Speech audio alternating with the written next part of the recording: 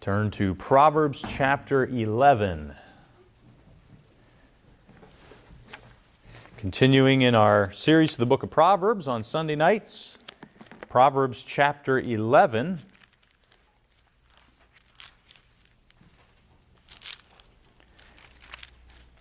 And we looked at the first 11 verses 2 weeks ago. We had the missionary here preaching last week, but 2 weeks ago we looked at the first 11 verses. We're going to cover several more verses today.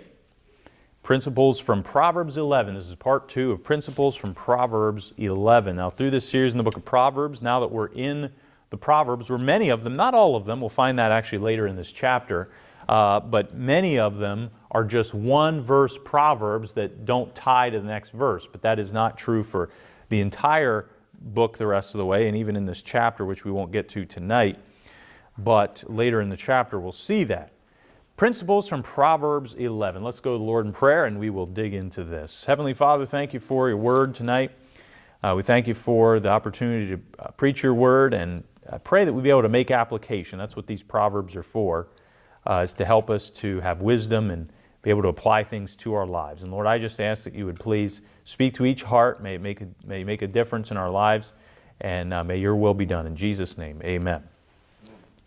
Proverbs chapter 11, let's start at verse 12. It says, "He that is void of wisdom despiseth his neighbor, but a man of understanding holdeth his peace." So we see relation issues between neighbors. And so there's a contrast here. Really, it is a contrast. But it gives us a clue what the first part means by looking at the second part of the verse. It says, "But a man of understanding holdeth his peace." So when it says he that is void of wisdom despiseth his neighbor, it apparently ties in with expressing displeasure either about or to your neighbor, despising them in such a way that you speak badly about them, you complain to them, you don't try to foster good relations with them.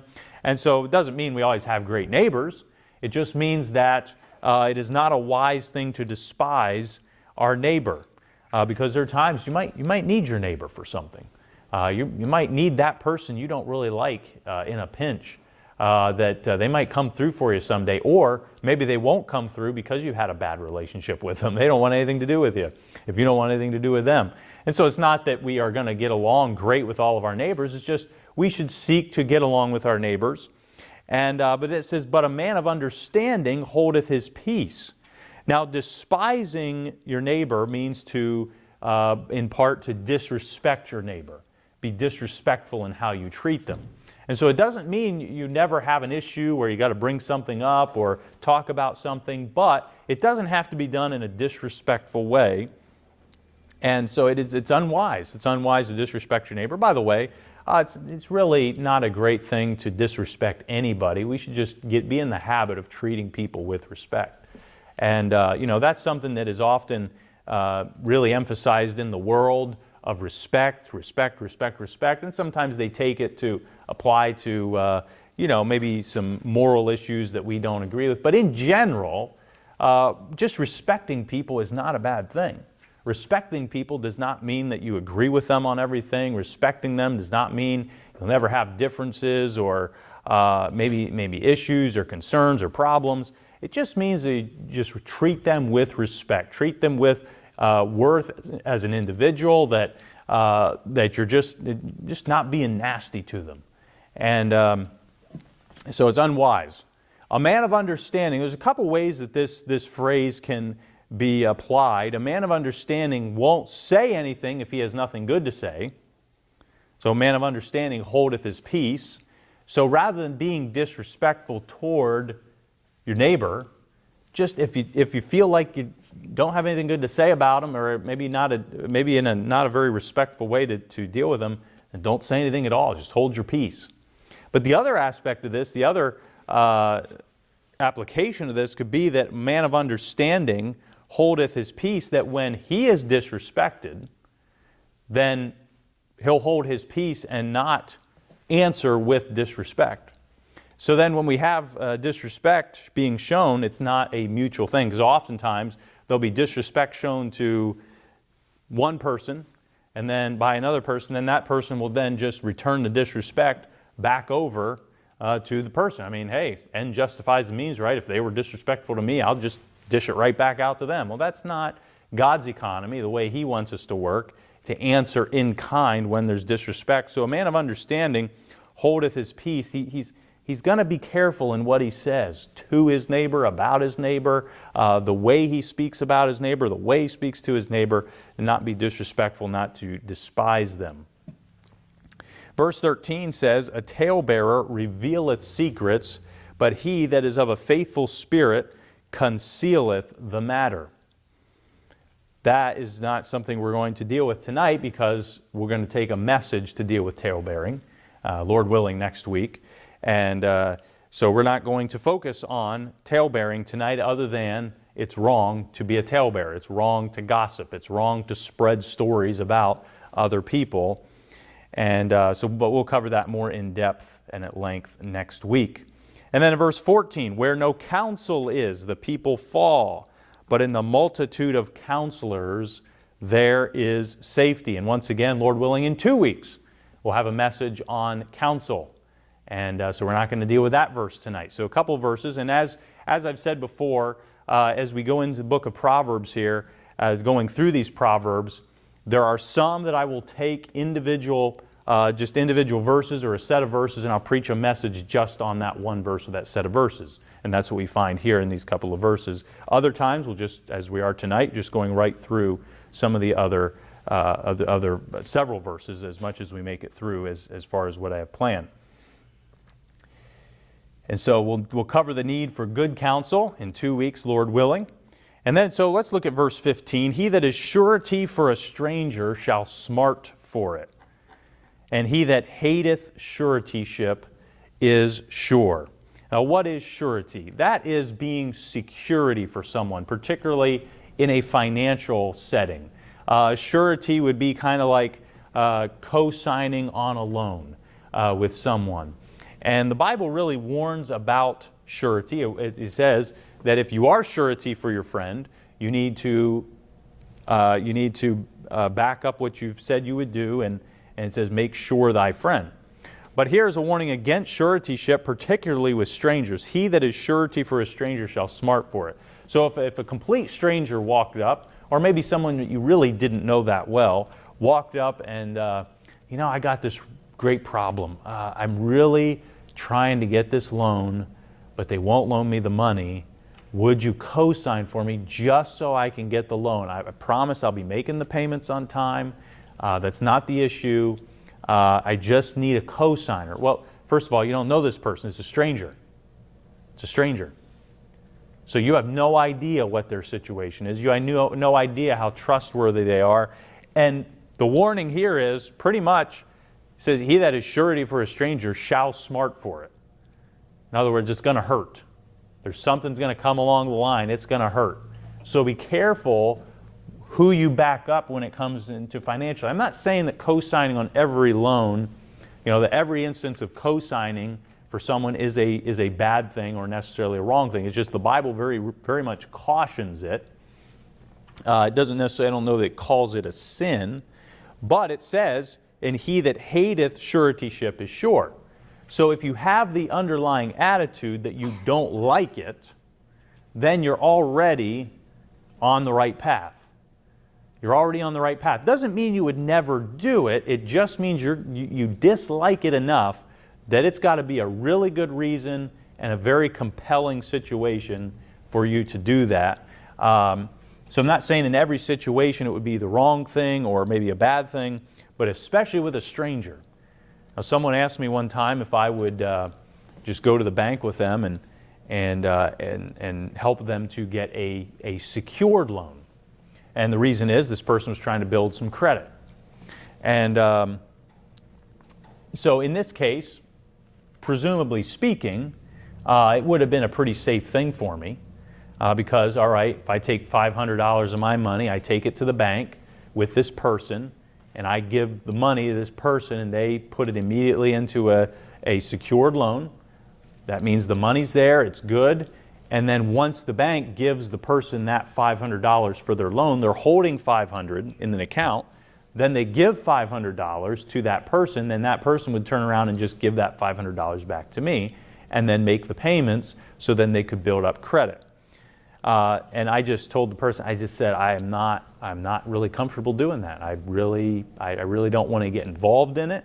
You know, even though it sounds like a safe, a sure thing, I really didn't want to get involved in any type of business dealing with this. Part of it was this particular person. Most people I would have said no.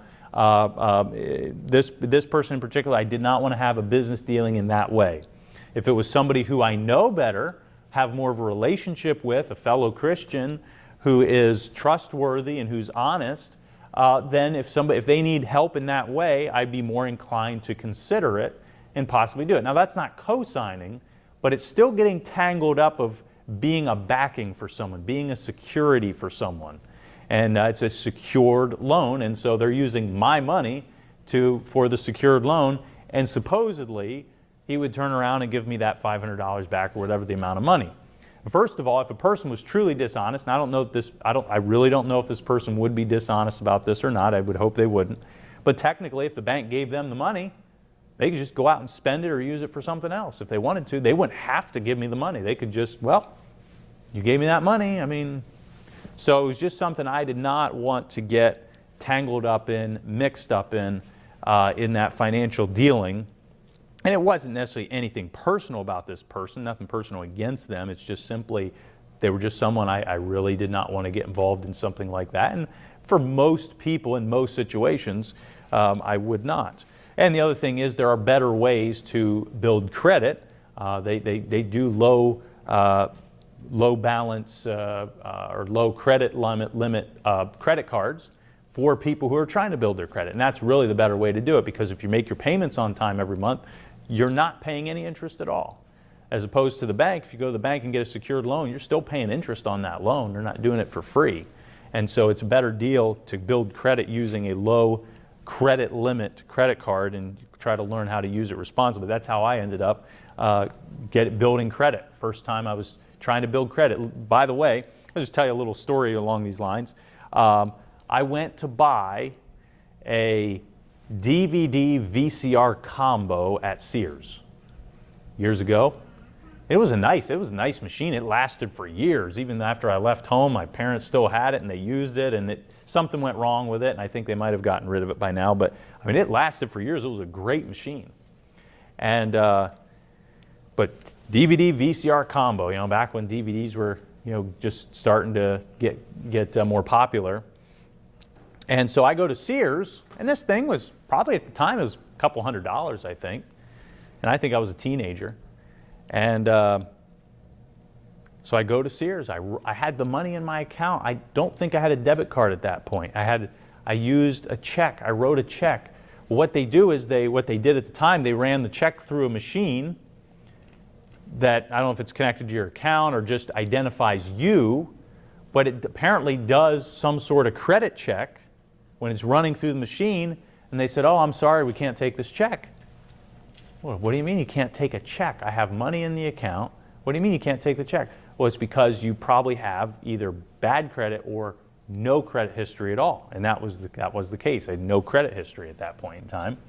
And so what did I do? At one point in time, I forget exactly when I did this. It was close to the time I went to college. I got myself a student credit card that had a very low interest rate, and that's how I started building up credit. That was probably actually before I went to college, somewhere around that time. And so that was the situation. You know, here I am, got the money in my account. I want to go buy a DVD player, and they wouldn't take my check. But the point is, there are better ways, good ways to build up credit that doesn't involve someone being surety for you, someone getting you secured. And especially when it comes to finances, people do need, especially if they have a sketchy history with handling finances, they need to learn to stand on their own 2 feet when it comes to finances.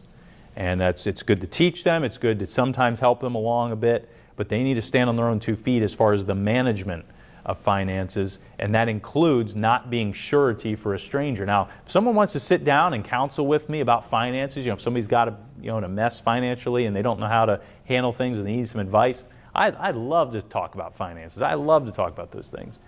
But surety, there's a warning here, strong warning against suretyship. He that hateth suretyship is sure. Why is he that hateth suretyship sure? Well, you're safe there.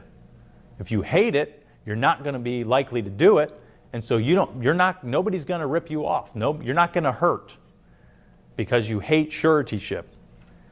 You hate it. It's kind of like loans. I don't know that all loans are necessarily sinful. There's some good times, good reasons for loans, but if you dislike loans to begin with, you're going to really be careful what loans you take out. And so I dislike loans, but it doesn't mean I haven't had loans. It just means that I dislike them enough that, I don't just, let's just put this on the credit card and pay it down over the course of a year, or take out this consumer loan, personal loan. And, personal loans, by the way, have really high interest, so you don't want to do that anyway. You're blowing a bunch of money on personal loans. So don't take a loan out to go on vacation. Don't take a loan out, for, I don't know what else, but there's other reasons. Don't take a loan out to buy a kayak that's just like somebody was sledding down Conway Street on a kayak this afternoon, and the police were looking for them, and so I don't know if they ever found them, but anyway, and then they attached it to the back of a vehicle, and the vehicle went on driving down Conway Street, and so, but anyway, don't take a loan out to buy a kayak or a boat, those types of things. But anyway, if you hate those things, you're going to be more careful as to what you do. There is safety in hating surety. Doesn't mean you would never do it for anybody, but you would really, really be careful at the very least. Or some people might just say, well, I hate it so much, I'm not doing it at all. Not doing it at all for somebody who's not in like whether it be a spouse or some sort of other type of relationship that might warrant that. And then verse 16 says, a gracious woman retaineth honor, and strong men retain riches. Now we have a comparison of the great care a gracious woman takes to keep her honor. Now think about honor. Honor. Think of a woman who you'd consider honorable. Are they gracious? Generally, the ones who would be considered the most honorable are the most gracious. The ones we look most favorable toward. Ones that are just simply kind and meek. Those are the ones who are honored and are honorable, and they're the ones who keep that honor by being gracious. And once a gracious woman when a woman is gracious and is honorable and gets that honor, then she's going to be very careful to keep that honor. Get very careful to retain it. Grab hold of it and not let it go. And the comparison here is how a mighty man, and this is compared even with like a king, a strong ruler, a strong man, even a tyrant, strong men retain riches. So in the same way that a powerful man, whether it's a tyrant, whether it's a king, whether it's a high, maybe it's a billionaire, a millionaire, they retain riches. They care a lot about where their money goes. Now you might think, boy, they got all kinds of money. With a businessman, now there might be some, maybe certain athletes or maybe certain actors, pop culture people that maybe they do blow their money, and there have been stories of some who did, and then there's other ones who don't. But a businessman, a good businessman, really cares about how they're using their money, about where their riches go. They hold on to that. They don't just carelessly blow it here, there, and everywhere. They're very, very careful, and they hold on to that. Think about a strong man in the sense of a strong man, a dominating man in maybe a society, in a country, or they care a lot about their possessions, about their riches. They're very concerned about that. And so that's a very strong comparison. That's a very strong picture we see here, that a mighty man, a strong man, guards his riches. The way that a mighty man, a strong man guards his riches is the same way a gracious woman retains her honor. Very much keeping it, possessing it. And I would say if a woman wants honor, if a woman wants to be honorable, then she should learn to be gracious. Learn to be kind. You know, there's a lot of just unkind women out there that, why would you want to treat them with respect or honor? I mean, put it this way, it doesn't come naturally to treat them that way. I mean, you can, just because they're a woman, but it's much easier when someone is a meek, gracious person and just flat out a kind person, showing favor to others. So great comparison here. Verse 17, the merciful man doeth good to his own soul, but he that is cruel troubleth his own flesh. So you can see the heart of a person by how they treat themselves. There are people that I'm just amazed. Don't you have more self-respect or dignity than that, to treat yourself in such a way that you take care of yourself? There's some people, they just don't take care of themselves. You think, why would you do that? It's indicative of a heart problem.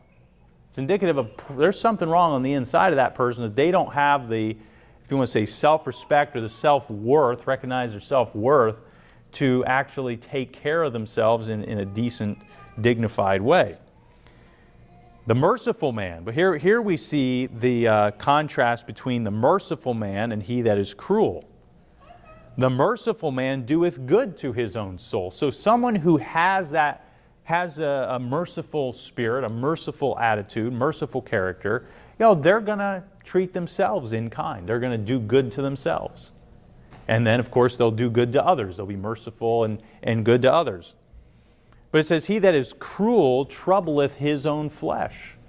And that's very interesting, that a person who treats others with cruelty, whether we see it always on the outside or not, they themselves are troubling their own flesh. They're troubling themselves with their cruelty, their cruel spirit. They're really probably tormented. They're troubled in a great way.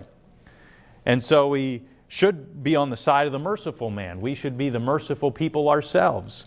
That rather than being cruel, check our own spirit. How do we carry ourselves? How do we treat ourselves? What do we do to ourselves? And then how do we treat others? Do those things match up and line up with the merciful man, what he does to others, and then also how he is to his own soul?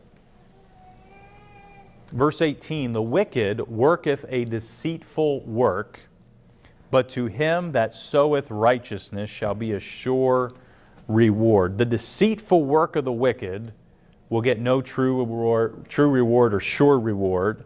It's a deceitful work. How is it a deceitful work? First of all, the wicked themselves are often deceitful. So the work they do is deceitful. They think that might be, they try to make you believe a certain thing about their work, make their work appear a certain way, but it's deceitful. And then it's also, the work is deceitful in the sense that it deceives the wicked, where they think it's actually worth something, they think it's actually a good thing, and so it's deceitful in that way too. And so there's no reward. It's deceitful in that there is supposedly a reward coming for this work, but really the reward isn't all that it's cracked up to be when it's a deceitful work, when it's the type of works that the wicked do.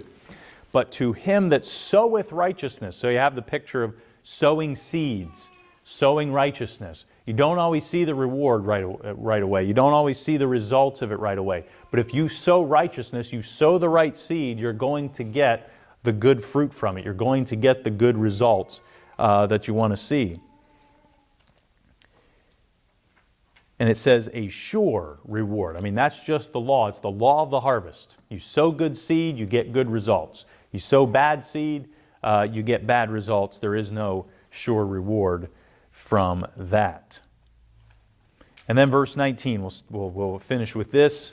Tonight, as righteousness tendeth to life, so he that pursueth evil pursueth it to his own death. Now, I like that word tendeth. It says, as righteousness tendeth to life. When you tend to something, that means that's what you're more inclined to do. You know, I say, well, I tend to start services late. You know, if it's a couple minutes after, it's not the end of the world, but you know, sometimes there's delays or different reasons why, you know, start even later than that. I don't like to do that. I don't like it. But you know, that's an example.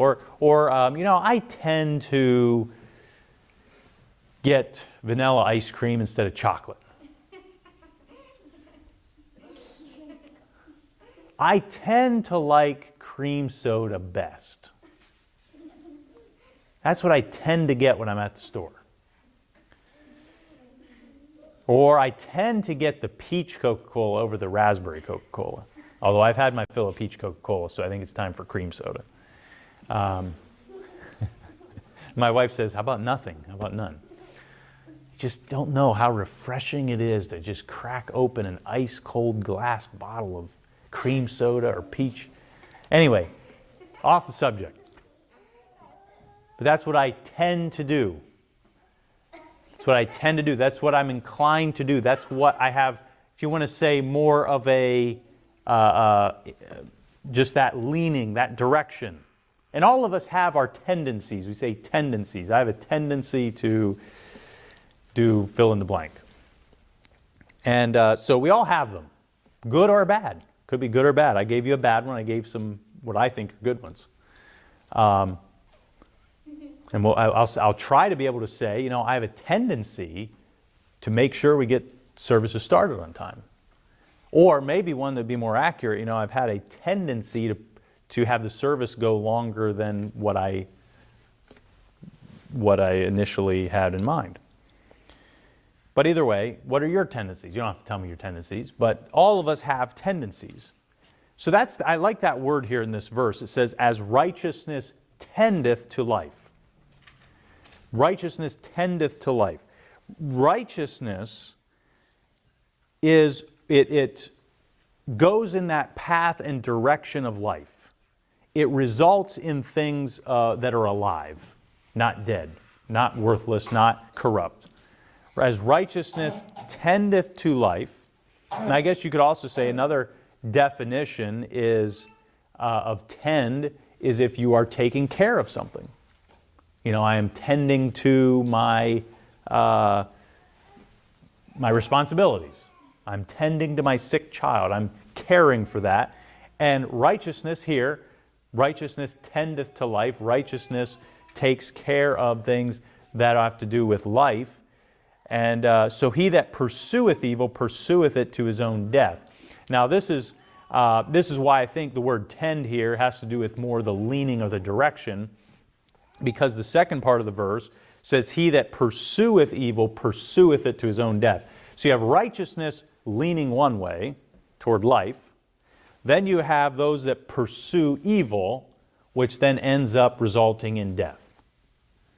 And once again, I almost sound like a broken record here through Proverbs, but just the stark contrast between the righteous and the wicked, between righteousness and wickedness.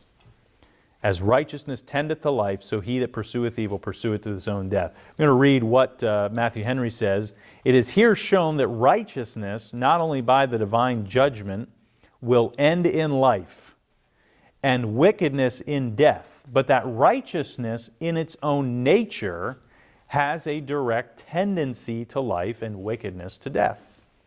True holiness is true happiness. It is a preparative for it, is a pledge and earnest of it. Righteousness inclines, disposes, and leads the soul to life. In like manner, those that indulge themselves in sin are fitting themselves for destruction. The more violent a man is in sinful pursuits, the more eagerly bent he is upon his own destruction. He awakens it when it seemed to slumber and hastens it when it seemed to linger. And so it's It's two different directions. They have their own destinations. Righteousness, and what's the first step of righteousness for a person? They need to have the righteousness of Christ in their life. When a person has the righteousness of Christ, believing on what Christ has done on the cross, paying for their sins, then you have the righteousness of Christ applied to your life as a believer, as being born again, and that certainly is very much going toward life. But here in our practical sense of everyday life, that principle still applies, because the things we do that are right and that are reflections of righteousness, the things that are holy, then that goes toward life. It brings life, it brings joy, it brings happiness, it brings just the eagerness to go on with life and a good outlook, because it's life. It's life. But then death is opposite. Death is depressing. Death is debilitating. And I'm speaking in really a spiritual sense here. But even if you think of literal death, that's, often death itself is a depressing thought. And we don't have to be depressed over our destination when we die, if we're saved. But death itself is not necessarily a pleasant thing in and of itself. Death is a reflection of the curse. Death is a result of the curse because of sin. And so even though the Bible says precious in the sight of the Lord is the death of His saints, so yes, that what happens at death ends up being a good thing for the saints, but death itself it's a depressing thing. Think about people who dress in all black and dress the Gothic lifestyle and listen to the heavy metal. Those things are things of death. And what is associated with death? It's destruction. It's bondage. It's oppression. It's depression. There's one pastor who had said that he noticed after just spiritually being around some I don't know, was it the CD that he had in his office that a young person brought in, that just even having that CD around, just that case there with the CD in it, just brought a depressing spirit upon him. And the old rock music people, particularly in the 70s and 80s, I don't know how much it's being done now, but there are many of those that were just sold out to Satan, and I think there's still a number of them today that more modern day rock and roll performers that are just sold out to Satan. When somebody's sold out to Satan, they're bringing death into people's lives. They're bringing bondage. They're bringing destruction. So he that pursueth evil pursueth it to his own death. So this is when someone's pursuing something, that means that's what they're sold out to. That means they are, they're running after it. That's a bad place to be when someone is pursuing evil. But righteousness tendeth to life. That is why you see, how is it that the outcomes of people's lives are so different? Because they're either going toward death or they're going toward life, righteousness, or those that are pursuing evil. That's why. And so there are oftentimes people who can't figure out, boy, why do I have all these horrible things happening in my life, and they just seem to be in bondage, they can't get out of it. There's something in their life that's missing as far as righteousness is concerned. Now, for a lost person, they need to first get saved. They need to trust Christ as their Savior. That's the first thing. And then they need to examine their lives and, what things are in my life that are still leading me to destruction and death. And I want to get toward life. I want things of life.